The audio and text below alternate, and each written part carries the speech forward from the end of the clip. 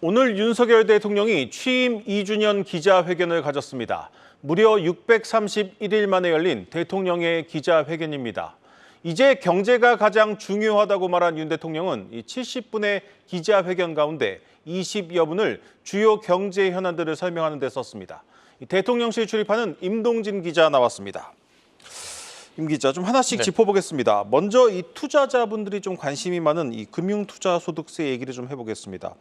총선 참패 후 좀 추진 동력이 떨어졌다 이런 얘기도 있었는데 오늘 대통령이 다시 한번 이 강력한 추진 의지를 밝혔습니다.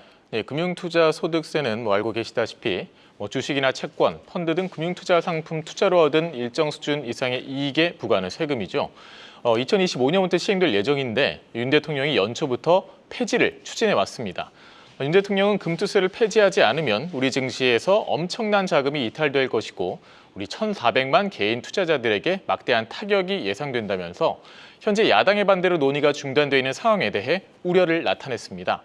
다만 국회, 특히 야당의 협조를 다시 당부했을 뿐 뾰족한 해법을 제시하지는 못해 아쉬움을 남겼는데요.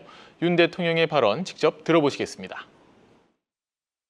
국회가 이 문제를 1,400만 개인 투자자의 이해가 걸려 있을 뿐 아니라 또 자본시장이 좀 무너지게 되고 재기능을 못하게 되면 그것이 또 실물 산업에 미치는 영향이 매우 크기 때문에 앞으로도 이 문제는 국회에 좀 강력히 좀 협력을 요청하고 특히 야당의 협조를 구할 생각입니다. 또 윤 대통령은 기업 밸류업에 대한 입장도 밝혔는데요. 최근 금융위 발표에 세제 혜택 등 인센티브와 관련된 구체적 내용이 빠지면서 실망감이 컸던 것을 언급하면서 시장에서 기대하는 강도 높은 정책들도 계속 펼쳐나가겠다 이렇게 강조했습니다. 네, 오늘 대통령이 부동산 정책 관련 언급도 했는데 이른바 징벌적 세금 바로잡아야 한다고 정상화해야 한다고 좀 공들여서 설명하는 분위기였습니다. 네, 지난 정부 때 부동산 가격이 폭등했었죠. 네, 이에 대해 세금이 과도하게 들어가게 돼서 시장이 왜곡된 것이라고 평가했습니다. 그러면서 규제 완화 등 세 가지 부동산 정책 방향을 설명했는데요. 역시 직접 들어보시겠습니다.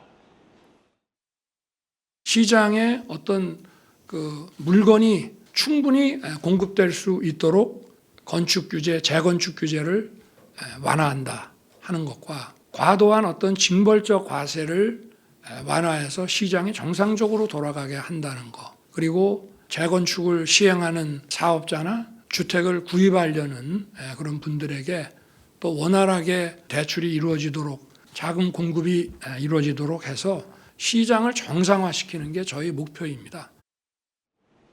네, 윤 대통령은 세금을 줄여주는 것에 대해 부자 감세란 비판이 있는 것에 대해 이 중산층과 서민들의 안정적인 주거 보장을 받을 수 있게 하려는 것이고 이 국민과 국회를 더 설득해서 이 문제를 풀어가겠다고 덧붙였습니다.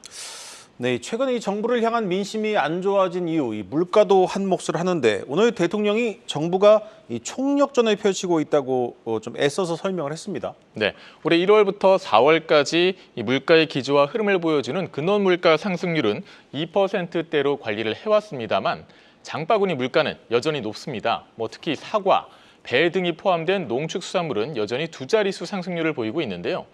윤 대통령은 장바구니 물가는 지금 모든 경제부처가 달라붙어서 철저하게 관리를 하고 있고 또 외식 물가는 식자재 수입 물가가 높기 때문에 일부 품목에 대해 관세를 아예 물리지 않는 방향으로 해서 수입 원가를 낮추고 또 수입선을 다변화시키는 방안을 추진 중이다 이렇게 설명했습니다.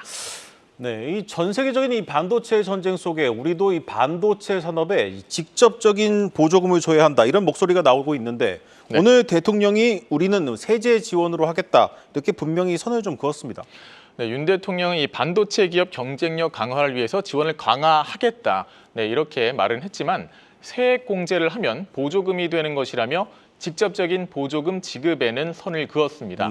정부는 반도체 등 첨단 산업 지원 방안을 위해서 이 산업은행 증자를 통해 장기 저리 대출을 해주는 방안을 검토하고 있는 것으로 알려졌습니다. 규제 개선과 관련해서는 시간이 보조금이라는 생각으로 기반 시설과 공장 건설이 속도감 있게 이루어질 수 있도록 규제를 풀고 사업 진행을 도와주려고 생각하고 있다고 했습니다. 네, 이 밖에도 이제 심각한 이 저출생 문제에 대응하기 위한 이 총괄 부처를 만들겠다. 이 내용도 좀 눈에 띄었습니다. 네, 윤 대통령은 저출산을 극복하기 위해서 가칭 저출생 대응 기획부를 신설해서 장관이 사회부총리를 맡도록 하겠다면서 이 정부 조직법 개정에 국회에 적극적 협력을 요청했습니다. 강력한 컨트롤타워 역할을 맡겨서 교육, 복지, 고용을 아우르는 정책을 수립하고 이 단순한 복지 정책을 넘어서 국가 아젠다가 되도록 하겠다는 방침입니다. 이 밖에도 윤 대통령은 연금 개혁을 임기 안에 확정될 수 있도록 적극 협력할 것과 현재 월 최대 33만 원대인 기초연금을 40만 원으로 인상할 것을 약속했습니다. 또 협의의 난항을 겪고 있는 의료개혁에 대해 뚜벅뚜벅 국민을 위한 길을 걸어나갈 것이라고 강조했습니다. 네, 잘 들었습니다. 임동진 기자였습니다.